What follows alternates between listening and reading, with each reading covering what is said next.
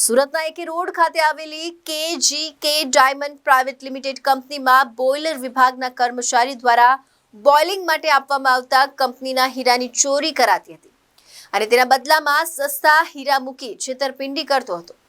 આ કારીગરે અત્યાર સુધીમાં અનેકવાર આ રીતે હીરામાં બદલો મારી મુંબઈ અને સુરતમાં મિલકત વસાવી છે।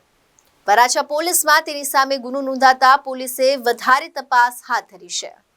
ભાવેશ કંપનીમાંથી હીરા ચોરી કરતો હોવાનો એક લેટર આશીષભાઈ નામના વ્યક્તિએ મોકલ્યો હતો, જેમાં ભાવેશે મહારાષ્ટ્રમાં ખરીદેલી જમીન સાથે તેનો ફોટો મોકલ્યો હતો તેમજ ભાવેશે હીરા ચોરી કરી મુંબઈ અને સુરતમાં મિલકતો ખરીદી હોવાનો ઉલ્લેખ કર્યો હતો। આ લેટર બાદ દેવેન્દ્ર કુમાર તેમજ કંપની દ્વારા ભાવેશ ઉપર વોચ ગોઠવી હતી, જેમાં ભાવેશ સીસીટીવી ફૂટેજમાં હીરા બદલી કરતો કેદ થયો હતો। પોલીસે આ અંગે ગુનો નોંધી તપાસ હાથ ધરી છે।